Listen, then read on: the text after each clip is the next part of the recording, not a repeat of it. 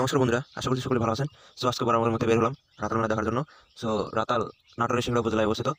তো আমরা রাতালের চড়ক মেলা দেখতে যাচ্ছি আর কি। তো দেখতে পাচ্ছেন আমরা অনেকেই বের হয়েছি এখানে, গ্রামের যত ছেলেপেলে ছিল অনেকেই বের হয়েছি। সো ওটা নিয়ে আমরা চলে যাচ্ছি। সো দেখতে থাকুন। আমরা রাস্তা আমাদের কুমগ্রাম থেকে রাতাল রাস্তায় বর্তমানে আছি। সো আমরা যাচ্ছি, পরে দেখা হবে।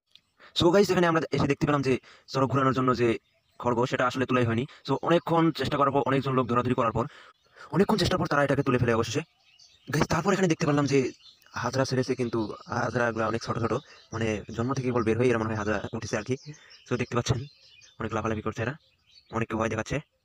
তো এত অল্প বয়সের হাজরাগুলোকে দেখে অনেকে আবার ভয় পাচ্ছে না, কারণ এদের উচিত ছিল যে বড় বড় বয়সের ছেলেপেলেদেরকে হাজরা বানানো উচিত ছিল, কিন্তু আসলে ছেলেপেলে না থাকায় এই ছোটদেরকে হাজরা বানানো হয়েছে।